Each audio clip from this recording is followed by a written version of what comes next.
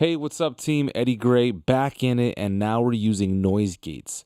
I'm using them right now on basses, but you can really use them on anything, and they can add a groove and they can clean up a track like no other. So let me show you how these work. We have a bass recorded here, and without anything on, it sounds like this.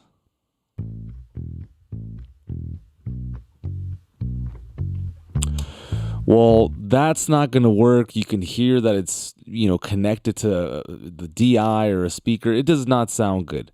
So if I turn on the noise gate, and if we look closely, the gate is closed. No sound is reaching the threshold.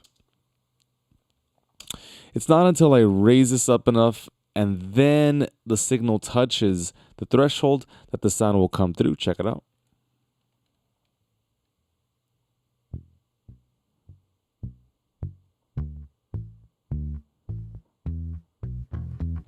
Now that won't be enough. You'll need some finer controls in order to get the job done. So let's lift up the release a little bit. Maybe where it says hold, we'll have it hold a little bit longer. And let's see if this helps at all.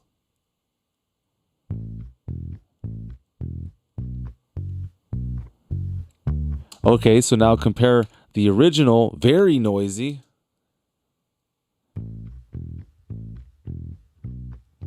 No. With this one that is very clean and tidy.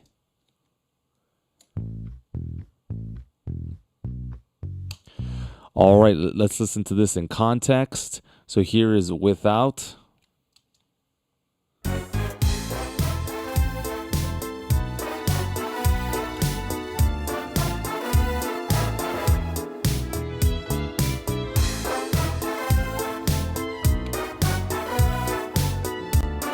All right, so let me tell you a couple of things that are going to happen here. Number one, your tracks are going to sound better.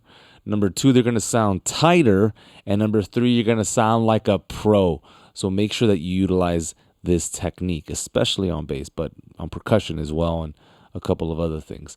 Now, look, I wanted to show you another way of doing this.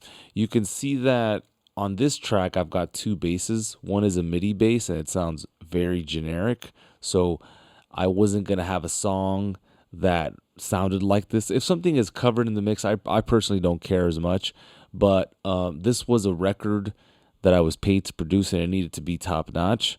So I wanted the intro to be smaller, and then we brought in the recorded bass and added the MIDI bass, and it sounds like this.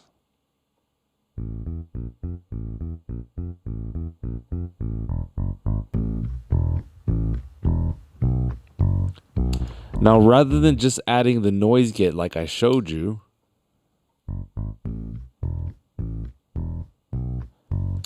I thought to myself, this could sound a lot tighter if I insert a noise gate.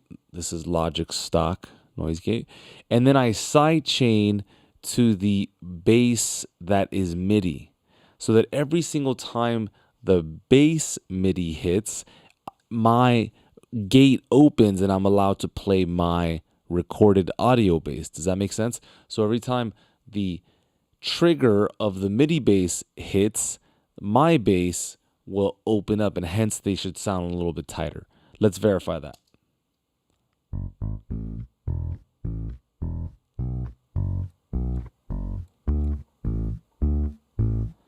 So those are two different sounds, okay? Here's the other one.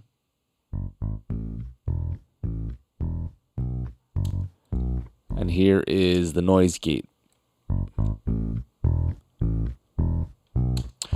Hopefully you understand the difference. One of them is triggered by itself. It's an internal trigger. It opens the gate when the source itself hits the threshold. And then when it comes to this, we're setting the sidechain as the MIDI bass. So they're in essence just playing a little bit tighter, okay? So let me go ahead and play this without the noise gate. Check it out.